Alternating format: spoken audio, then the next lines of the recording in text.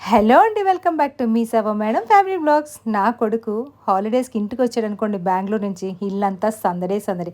వాళ్ళ చెల్లి తను కలిసి ఇంకా మరి చేస్తారండి హడావుడి, ఇంత అంతా కాదు అయితే. కానీ కిచెన్లో మాత్రం నాకు సాయం చేస్తాడండి. ఏమైనా స్నాక్స్ అడుగుతాడు కదా, వాటికి సంబంధించినవన్నీ దగ్గరుండి అందిస్తాడు. చక్కగా కిచెన్ ప్లాట్ఫామ్ మీద కూర్చొని తింటాడు అన్నమాట అండి. ఎంత చాలా హ్యాపీగా అనిపిస్తుంది నాకు. అయితే ఉల్లిపాయలకు మాత్రం అంటండి, బెంగళూరు వెళ్ళిన తర్వాత ఎక్స్పోర్ట్ అయిపోయాడటండి.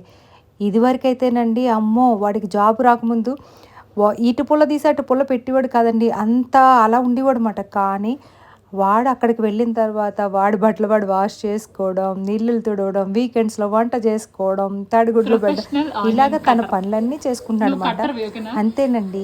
అమ్మ దగ్గర ఉంటే ఓటి రాదు. అవసరం దేన్నైనా నేర్పిస్తుందంట. అలాగే ప్లీజ్ మా అలాంటివి వాడికి చేయకు. అక్కడ మరి ఎవరు ఉండరు కదా! అందుకే తన పనులు తనకి అలా అలవాటయ్యాయన్నమాట. అందరూ అంతే కదా! మా చెల్లిని ఏడిపిస్తున్నాడండి.